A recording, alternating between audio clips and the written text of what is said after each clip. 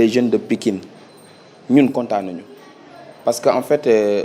président ba mu lancé initiative DER pour jàppale les jeunes entrepreneurs ñëpp a kontaan parce que ñëpp a bëgg ci initiative bi ba taxoon ñun ñu jóg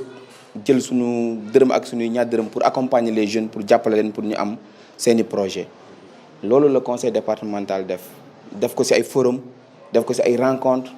def même sax ay formation dimbali jeunes yi pour ñu am seeni projet bañ ko defee pratiquement am nañ plus de 1000 jeunes yoo xamante ne nii accompagner nañ leen ba ñu am seen projet ba bind ba déposer ci DER bi mais à notre grande surprise lundi passé ñu xëy ñu ni non dañuy remettre vraiment les premières subventions et que ñun te yëguñu ko jotuñu invitation xamuñu nu mu demee loolu nag dafa metti jeunes u Pikine yëpp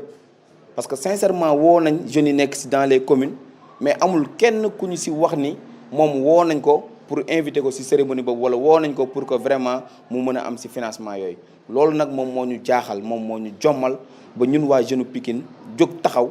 ne lii moom vraiment du yoon te dañ koy vraiment dénoncer ba vraiment fu mu yem mu neex sinon jeunes dañuy foog ni ñun dañoo ànd ci loolu te ñun ànduñu ci loolu parce que yëguñu xamuñu lu xew amul benn autorité bu woo le conseil les membres du conseil départemental pour inviter leen wala informer leen à la cérémonie de remise des financements amul loolu nag moo ñu métti te loolu manque de respect la à l'endroit des membres du conseil départemental de la jeunesse. Même au niveau de la préfecture kenn affiché wu fa dara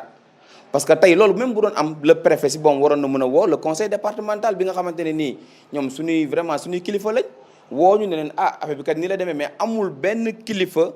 à Pikine bu ñu woo pour wax ñu ne ñu financement yi nii joxe nii kat nii lay demee ak nii ak nii ak nii ñun nag dañuy